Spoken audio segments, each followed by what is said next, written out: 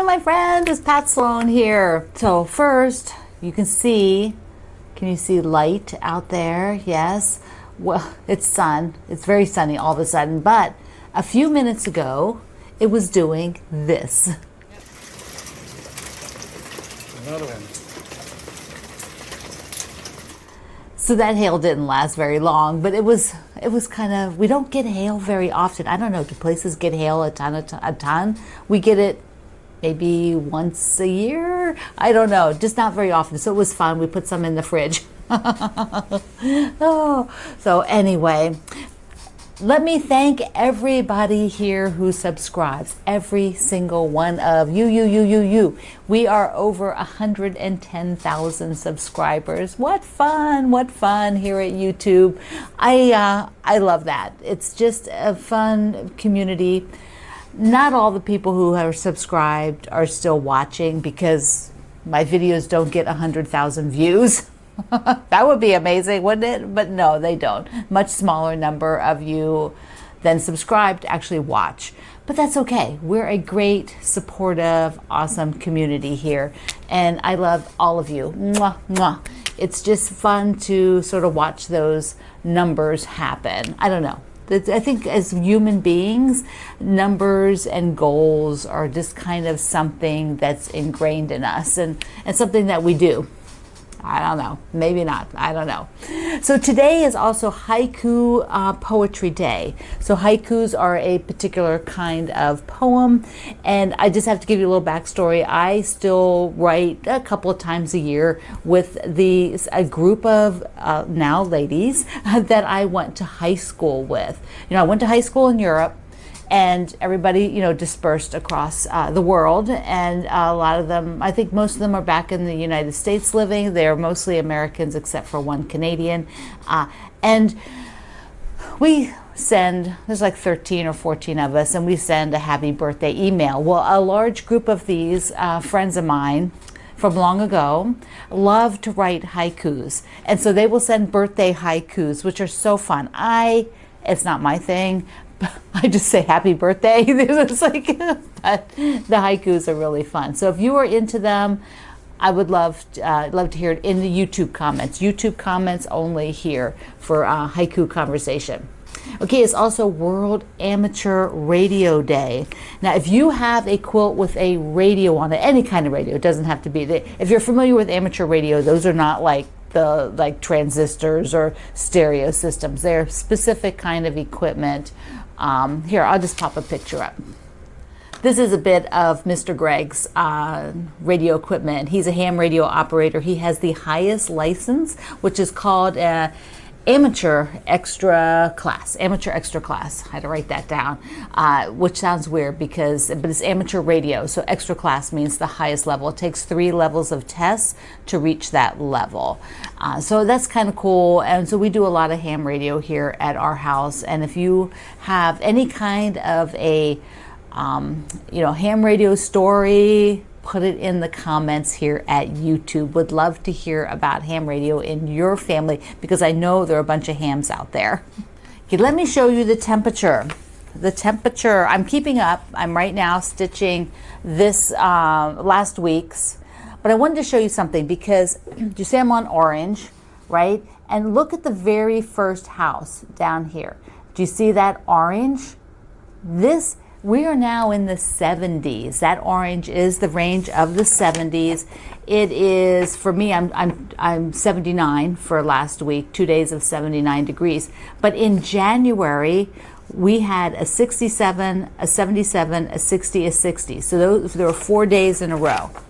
See, 4 days in a row. And one of them was 77 degrees. Like, that's the way it can be here in Virginia. And I know it can be in a lot of other states as well. But it's just fun. That's why I want to do the highs and the lows. That's why I was not going to do an average. An average was not something that interested me. I want to see that high and low. And so it's really fun now to be able to see the orange. I was like, what temperature was that? So I could go back on my chart and I could look. So this is a pattern from the Fat Quarter Shop, so you can get it. I'll put a link in the description box below. And I also, just to give you that update, I started back on the flea market flowers. So there we go. So I have started up there. I haven't stitched on it lately. I need to do my days of the week. So this is that pattern.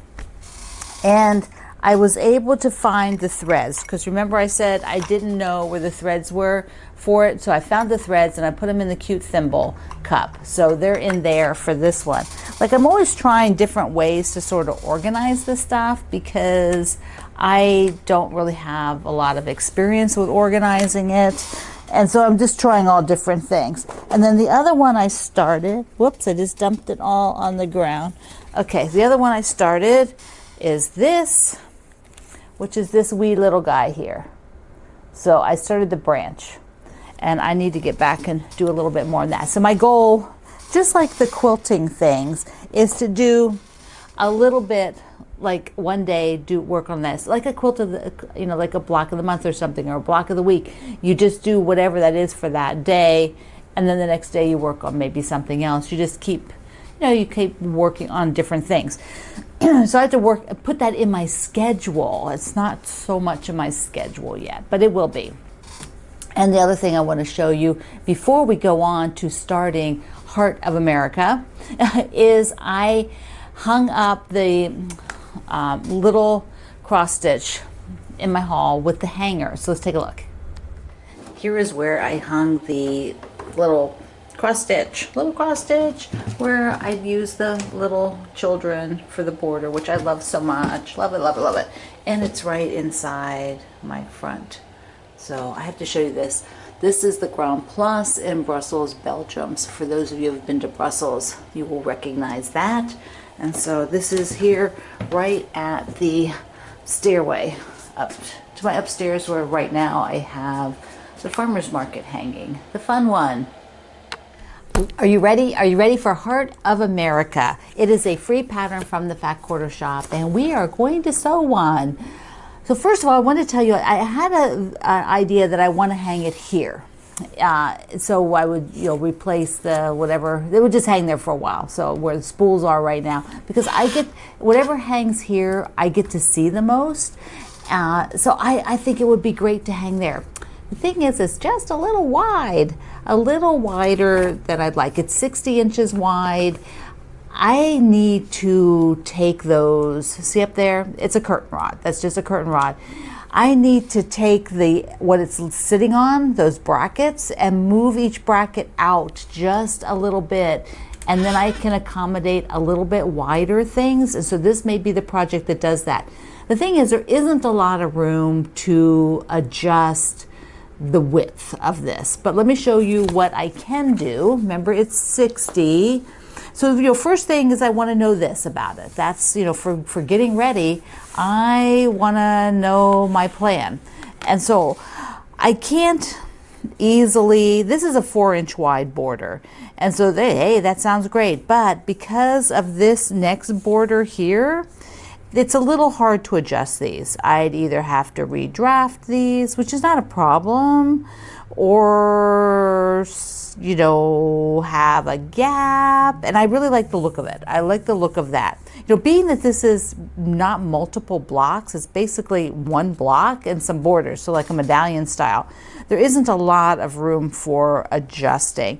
Now these two out here are 2 inches, so it can definitely get rid of at least, so that's 4 inches total, which would be 56 inches wide, which does bring it down a little bit. And if I move those brackets, that might just be enough. So I will kind of measure that, except I still probably like a little 1/4 inch there, but still, that gives me a couple inches. Take let's just say 3 inches to be, frugal.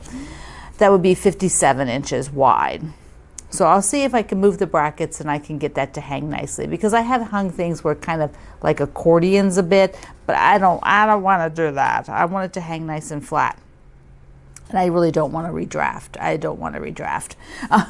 Okay, so I happen to have gotten the kit when I did this originally, but I I can't remember how the kit came. It came with a pattern, and it came with this bundle because I have it still tied together, which is the blue, the background, you know, for the whole thing, the white background, and some red, which I think will, you know, is extra for the binding and maybe to add in.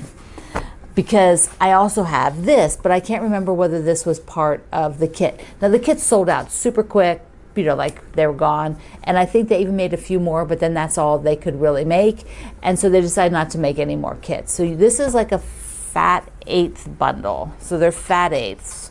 See the difference? So that's a fat eighth, which is half of a fat quarter. A fat quarter would be another one of these wide.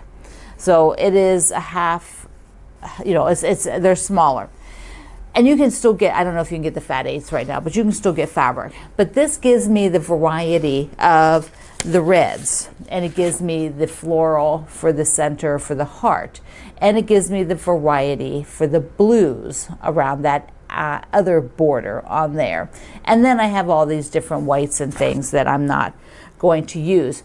Although you could, like if you wanted to make the stars in the center part like a little bit scrappy, you could do something like that.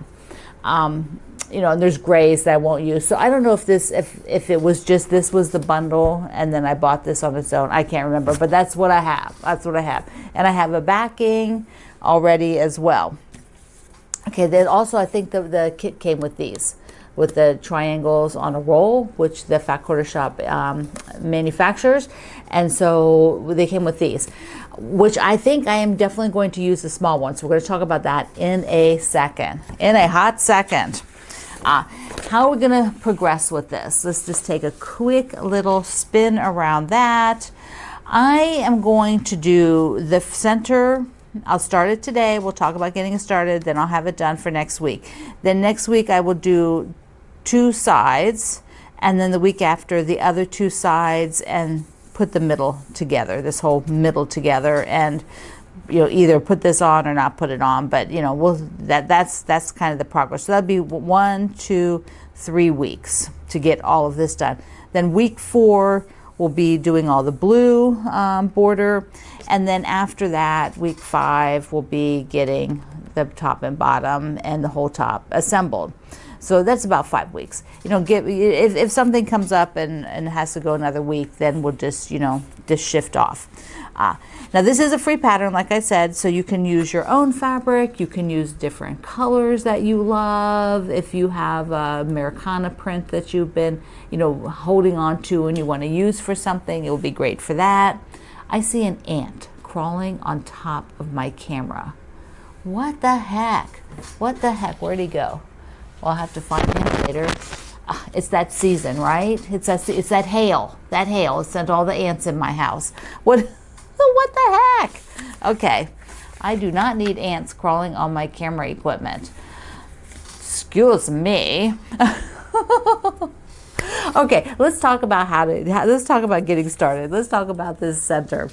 So we have got 2 sizes of half square triangles, and they are not like your kind of regular sizes.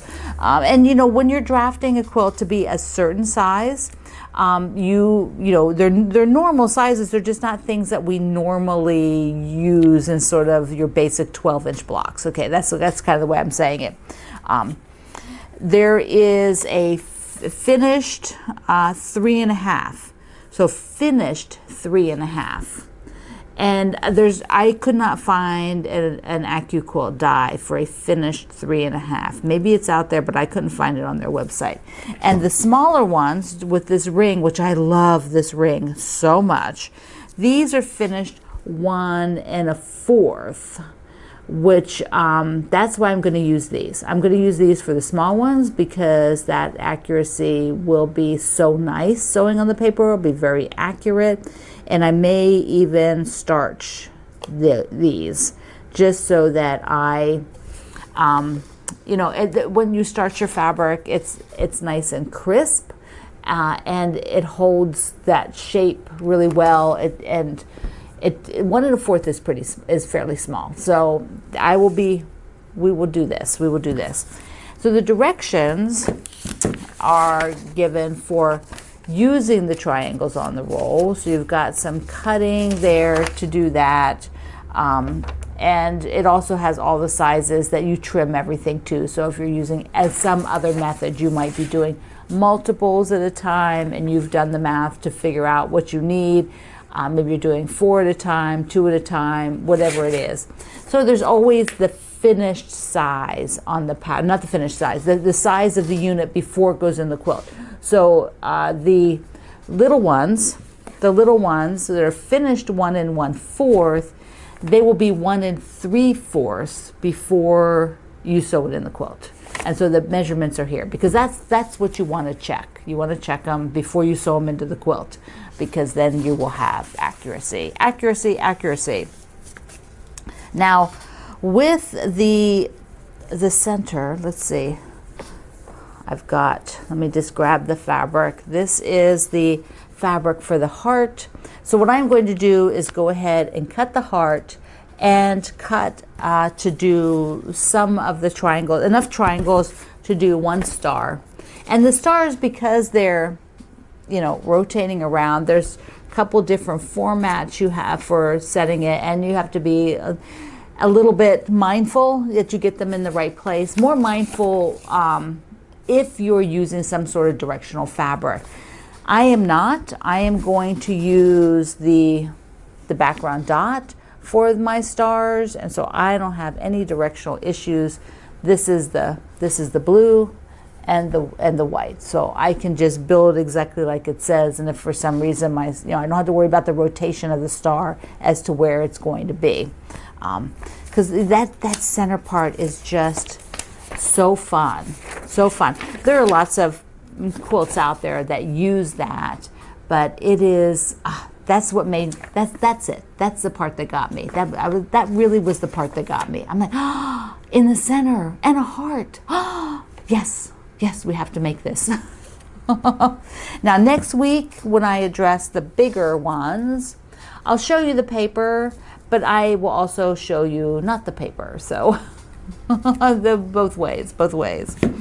So let me just go ahead and get the heart made, and then we'll take a look at the star, and we'll be on our way to getting the center done.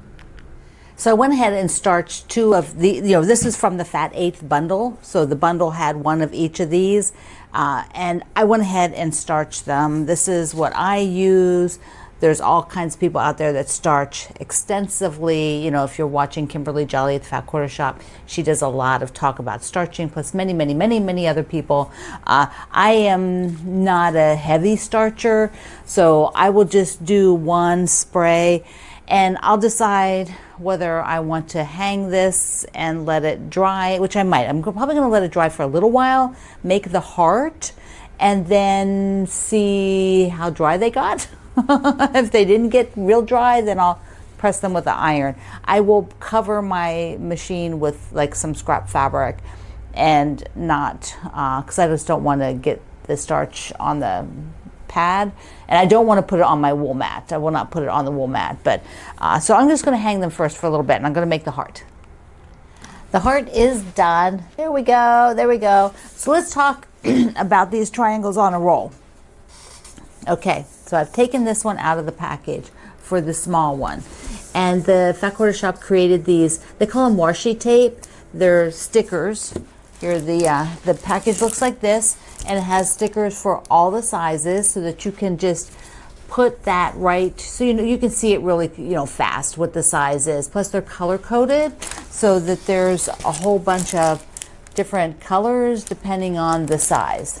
Yeah, so there we go. So you got different colors, which I think is so clever, because it just makes it easy if you've got these like in a thing, somehow storing them, that you can easily see. All the directions are on each one, printed on the paper. So you don't actually have to keep the wrapper, because the same directions are printed on the paper. So I have got this ready. You have to have 9-inch wide, at least 9-inch wide fabric to do this. So I'm just using that Fat 8th, which is basically a little bit more than 9 inches. You can see it's got a little bit more on either side. And then you're going to follow these lines, and you're going to sew on all the dotted lines. Now Kimberly has a ton of great videos on using these, but what I'm going to do here, and it's getting kind of late, it's like almost 5 o'clock, and so I don't know that I can sew. I think I can get all these sewn, and then we'll cut one apart and see what it looks like. And so that's what we're going to do. We're going to go to the machine. Two things I do. One is use the open toe applique foot because I need to see the line. We're going to be sewing on the dash line, the dash lines, and you're just going to follow the arrows, and you're just going to be creating this grid. Then we'll be cutting it on this solid line. So this is your seam, basically. You're making your seam, but I don't need to measure anything. I just need to stay on the line. And the other thing is, because we're using paper, I want to take my stitch length down so that it's a little easier to remove the paper.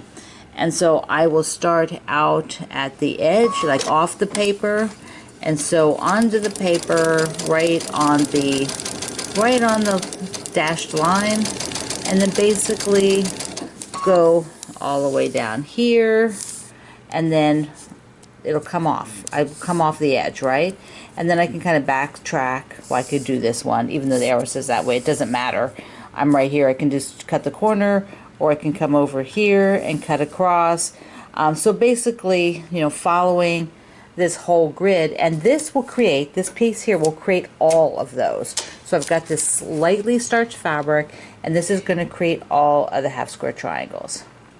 So this took about 10 minutes, which is super, super good. It's kind of fun. You still have more work. We still have to cut it and then pull the papers off. But here you can see, I think you can see the grid, right? So you want to check that you've got 2 channels so that you did the whole grid. And then you're going to cut on the line, which is fun. You can do it a whole lot of different ways. There's solid lines here in the horizontal. There's solid lines on the vertical, and then there's solid lines on the diagonal. So whatever works for you. What I'm going to do is just do one of them. So I've got to stand up. I cannot cut sitting down. That is just weird. I can't do it. I know some of you do it, but it's not in my wheelhouse. Okay, so, and then I want to cut on this top edge. Cut off that stuff. And when you're cutting these now, you will have a finished, correct size half square triangle. And let me just cut one of them. So there we go. So there's no more work that you have to do after the paper comes off. This is it. This is it. And this paper comes off super easy. You can crease it if you want. Whoops, my crease wasn't that great. You can crease it, and then it just pulls. You know, this paper pulls off. Then there's the half square triangle. Now it does have little dog ears, so if you prefer not to have those, you can trim them. But here is the square already, and I will probably trim all those, particularly with this small size. I just like them to be straight. I just find that they sew a little bit easier for me. Okay, so I will cut all of these apart, and then tomorrow we will continue on and make that whole star. Make the whole the circle of stars. We will make the circle of stars tomorrow, and I might starch some more blue fabric. I think I will. I think I'll starch I think I might just starch the whole thing, because I'm going to use most of it. So I'm going to go ahead and starch it. And I mix starched and unstarched fabric. You know, it doesn't bother me. Okay, there we go. And I'll put it on here. There's one block. Got a little one done. All right, my friend. Thank you for being here. I love you. Thank you for being in the Sloan Zone. I will see you online.